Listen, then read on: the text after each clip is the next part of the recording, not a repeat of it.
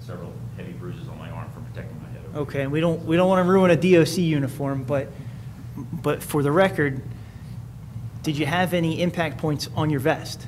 Negative. Okay, and to be sure, your vest does not cover your arms, correct? Correct. Okay.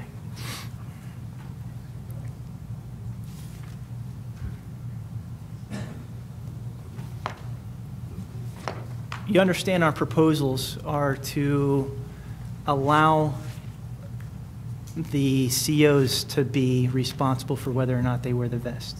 Correct. What's your position on that? I feel it's not utterly useless, but I think the officer should have the choice. There's very few days where I would ever choose to wear the vest. I don't feel it does anything to help me. Were you wearing a vest at the time? No, I was not. Why not? They were not mandatory at the time, so I chose not to wear mine. Okay. And so in terms of inmates that might target your head, you weren't wearing a vest and you didn't target your vest area? Correct. Okay.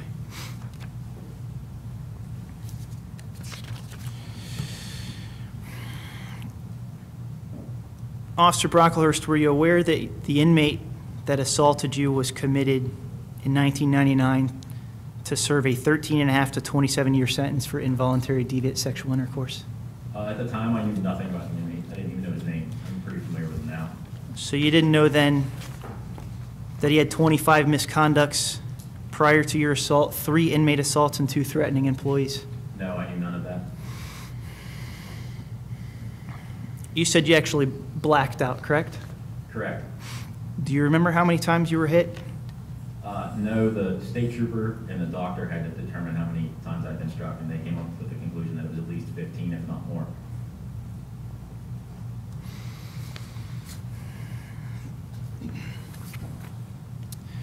Thank you, officer. Cross-examine. No questions. Any questions from the panel?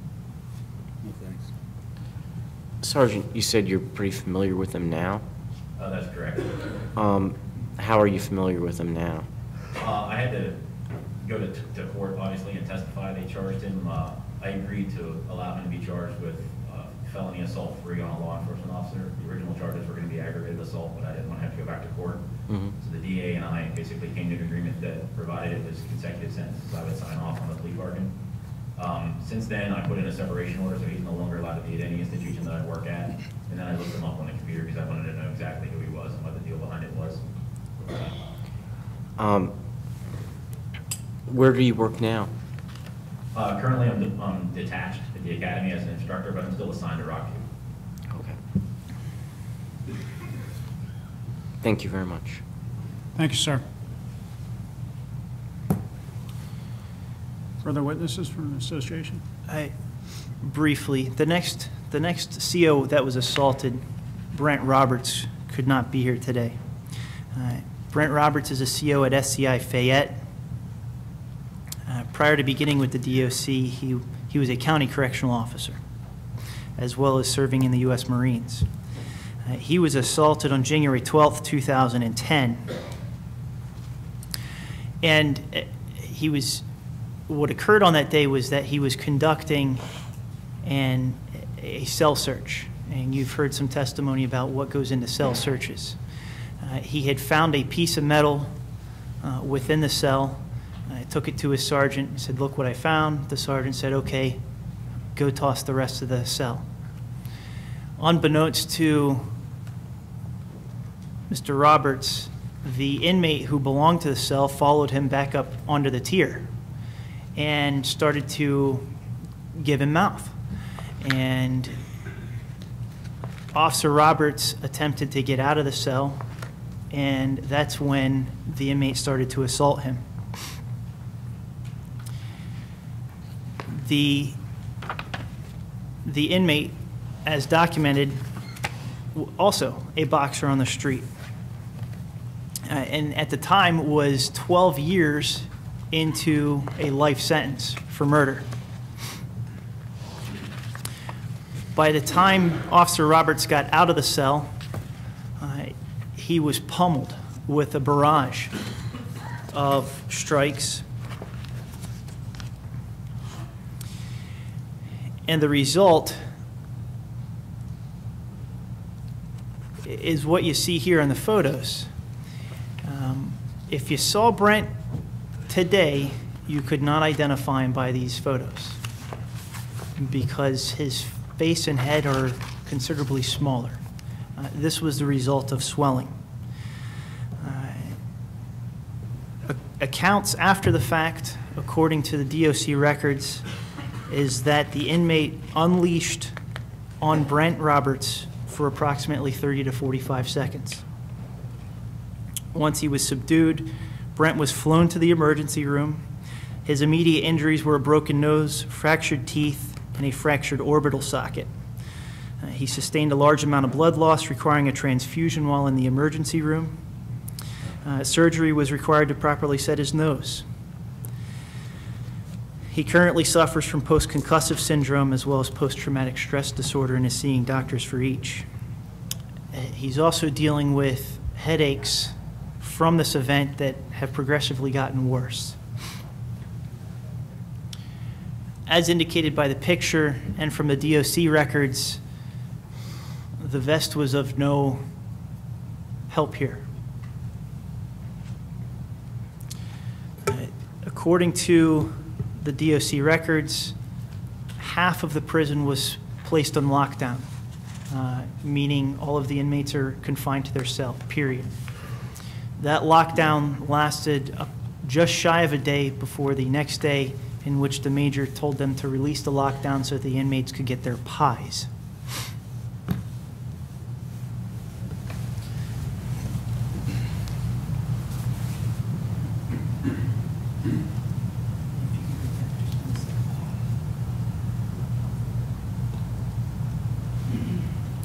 As you'll know from the slides, this officer did not deal with bloodborne pathogens. However, 2 additional COs were injured during this, and the inmate involved did end up having open wounds, and 1 other officer was subjected to bloodborne pathogens as a result.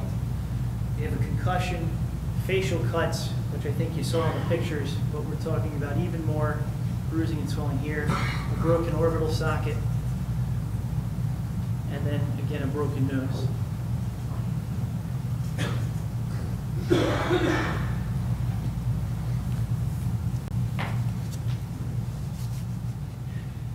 At this time, We would make the same request that the documentary record supporting counsel's testimony be provided. Okay, Thank yeah, you. I'll assume that applies to Thank you. all these incidents of assault. we'll call Kevin Nahill.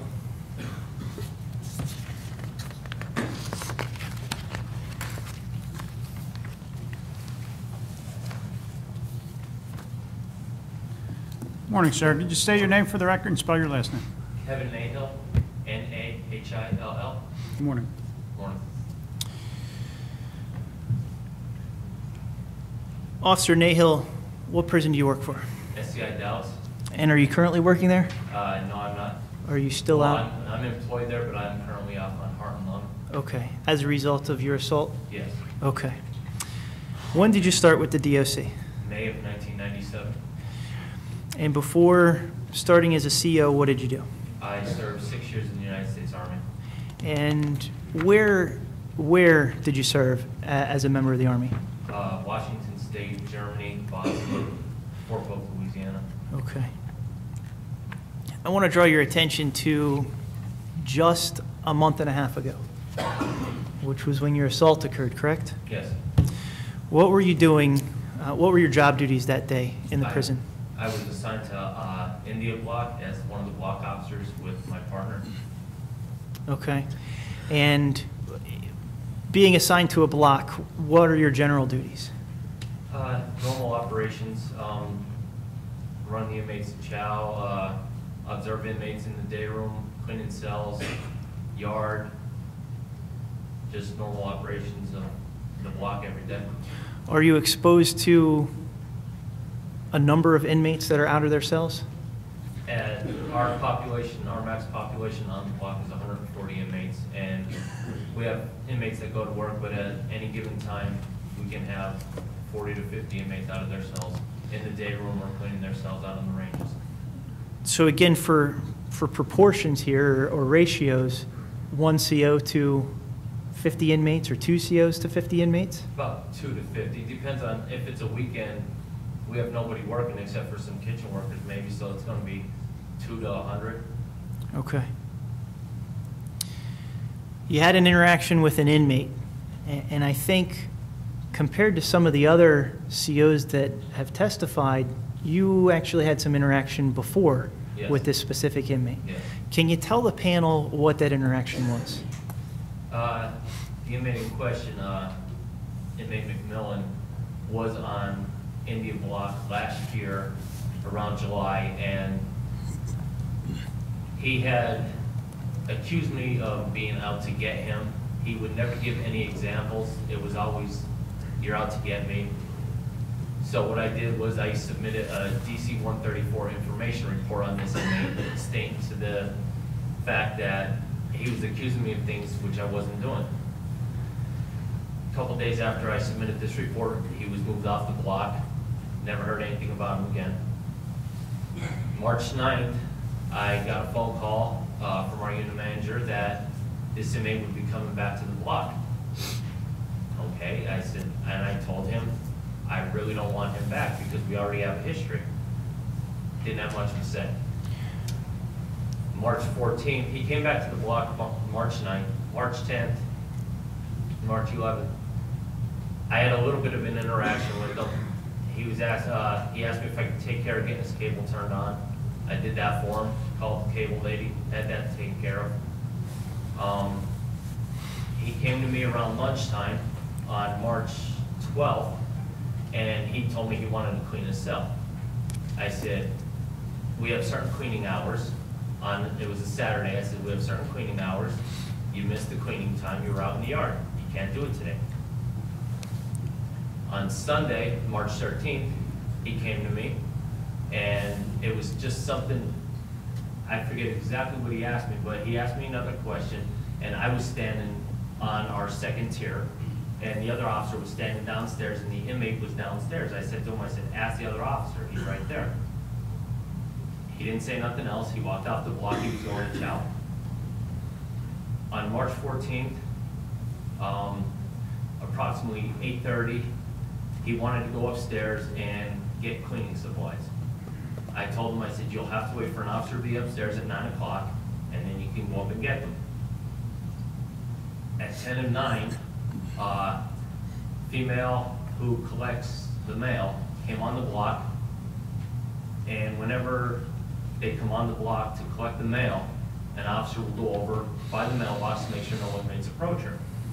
I went over, and I was standing by our mailbox, and I had my back turned towards our day room, and before I knew it, I got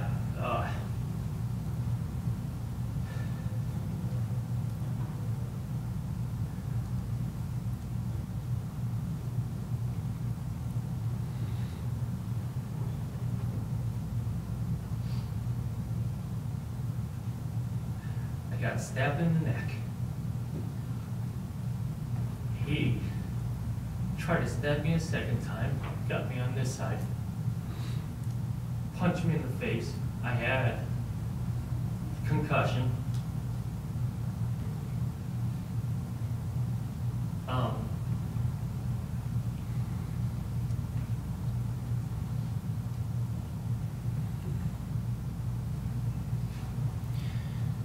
Brent, let me ask you,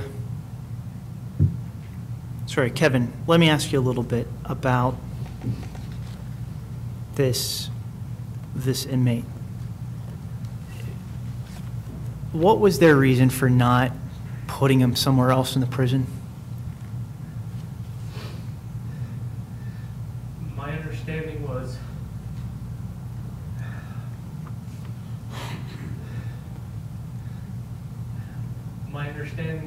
the inmate had a heart condition, and he had to be housed on an inside block near medical, and he was a single cell inmate, so we also had a single cell, and that's why he was housed